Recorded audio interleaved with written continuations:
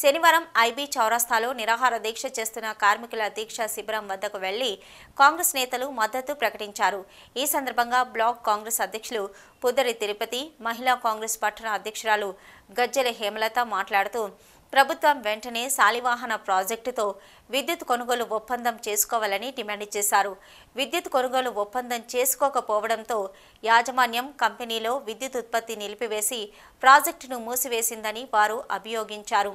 ఇప్పటికే ACC cement company యాజమాన్యం మార్పిడితో company మూతపడి కార్మికులు ఉపాధి కోల్పోయారని వారు తెలిపారు. శాలివాహన ప్రాజెక్టు కూడా మూసివేసి ఆ స్థలాన్ని రియల్ ఎస్టేట్గా మార్చాలనే కుట్ర జరుగుతుందని వారు ఆరోపించారు. వెంటనే ప్రభుత్వం శాలివాహన ప్రాజెక్టుతో విద్యుత్ కొనుగోలు ఒప్పందం చేసుకోవాలని, యాజమాన్యం కూడా మొండి వైఖరి విడనాడి విద్యుత్ ఉత్పత్తి చేపట్టాలని కోరారు. కార్మికులకు 3 నెలల ఆర్థిక ప్రయోజనాలతో పాటు గత నెల వేతనం చెల్లించాలని వారు కోరారు. లేని పక్షంలో మాజీ ఎమ్మెల్సీ కొకిరాల ప్రేమ్సాగర్రావు, జిల్లా కాంగ్రెస్ కమిటీ అధ్యక్షురాలు కొకిరాల సురేఖ ప్రేమ్సాగర్రావు ఆధ్వర్యంలో పెద్ద ఎత్తున ఉద్యమం చేపడతామని వారు స్పష్టం చేశారు. ఈ కార్యక్రమంలో డిప్యూటీ ఫ్లోర్ లీడర్లు వేములపల్లి సంజీవ్, మజీద్, జిల్లా మహిళా కాంగ్రెస్ అధ్యక్షురాలు పెంట రజిత, రమేష్, ఎస్ఎస్ఎల్ జిల్లా అధ్యక్షుడు Ramagiri భానేష్, DCC delegate Adi Sanjeev, single window director Thumula Venkatesh, Pudari Prabhakar, Tirupati, యువజన కాంగ్రెస్ పట్టణ అధ్యక్షుడు షేర్ పవన్, నాయకులు తాజ్, ఖదీర్, మోహన్ రెడ్డి, బొల్లం భీమయ్య, కొల్లూరు భాస్కర్, కుమార్, సూరం సతీష్, నల్ల రమేష్, తిరుపతి, పెంట రమేష్, దాదు, షకీల్, పర్వేజ్, విజయ్, రఫీ, పూరెళ్ల రాజన్న, పుట్ట లావణ్య, లలిత, సరస్వతి తదితరులు పాల్గొన్నారు. అందరికీ కృతజ్ఞతలు. మరియు మాకు ఎప్పుడు తోడ్పాటు ఉండాలని మేము ఆశిస్తున్నాం.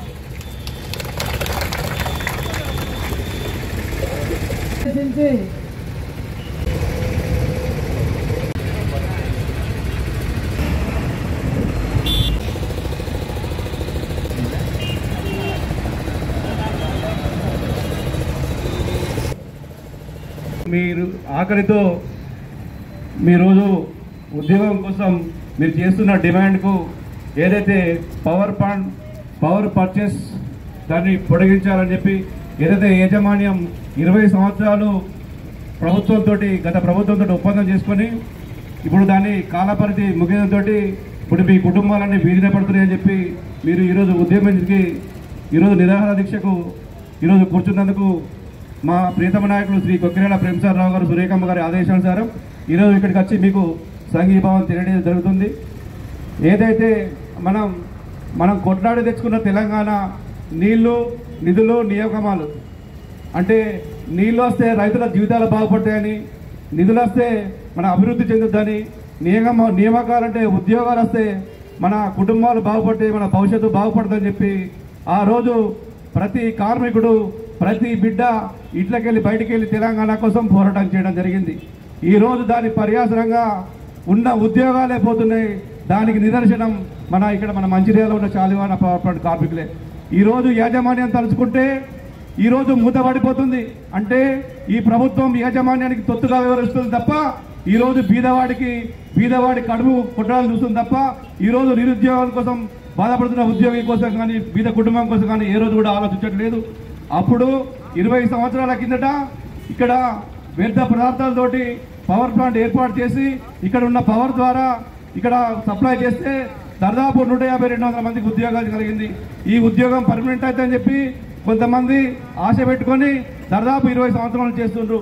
ఈ 20 సంవత్సరాల తరుణంలో వాళ్ళ సగం జీవితం ఈ కంపెనీకే దారబోసిండ్రు. ఇప్పుడు బయటికి వెళ్ళి చేయాలంటే వాళ్ళు ఎక్కడ ఉద్యోగం చేస్తారు, వాళ్ళ బతుకులు ఏమైతే మీరు ఒక్కసారి ఆలోచించాలి. స్థానిక శాసనసభ్యులు ఆలోచించాలి, ప్రభుత్వం ఆలోచించాలి. ఇక్కడ భూములు తక్కువ ధర కొని మీరు ఇప్పుడు ఆ భూముల కోసం మీరు పవర్ ప్లాంట్ మూవ్ చేస్తే ఈ భూముల మీద వచ్చిన కోట్ల రూపాయలతోటి మీరు కోట్లకు పడగెత్తారు. ఈ కార్మికులు ఈరోజు రోడ్ల పడే పరిస్థితి ఏర్పడ్డది.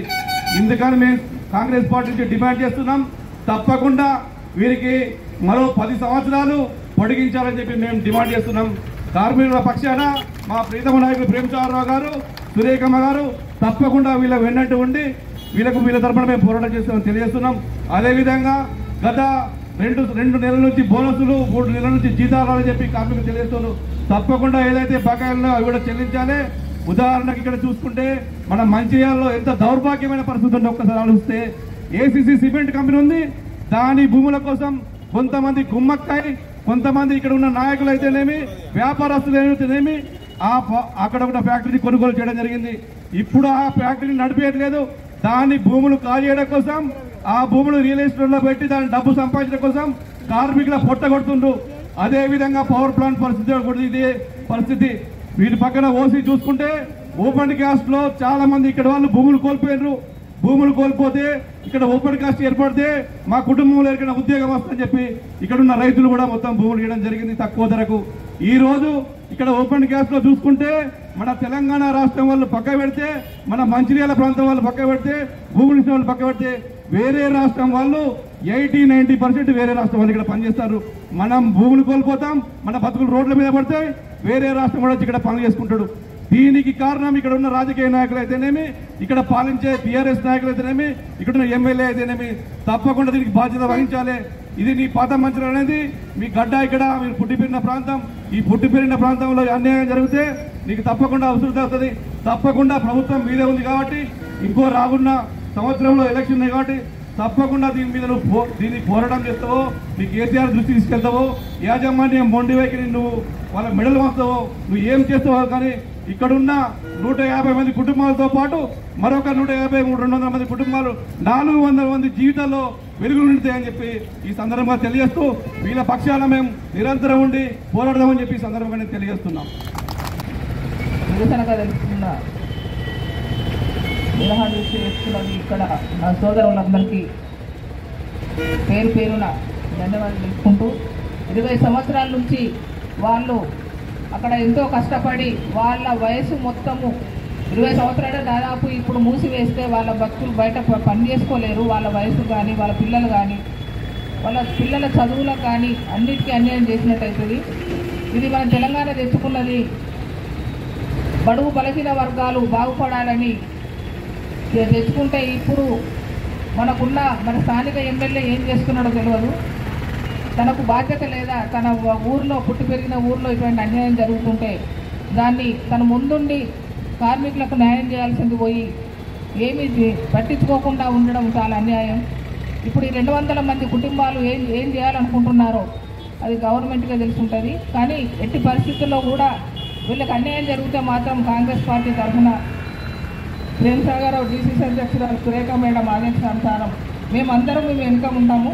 మీకు అన్యాయం జరిగితే మేము సహించేది లేదు. ఎంత దూరమైన వెళ్తాం, కేసులు పెట్టినా ఏం చేసినా కూడా మేము ఏంటంటూ మేము మహిళలను కానీ మా ఉన్న మా కార్యకర్తలందరూ కూడా మీ వెంట ఉండి మీ సపోర్టుగా మీకు న్యాయం జరిగేంత వరకు మీ వెంట ఉండి పోరాటం చేస్తామని కాంగ్రెస్ పార్టీ తరఫున తెలియజేసుకుంటున్నాం.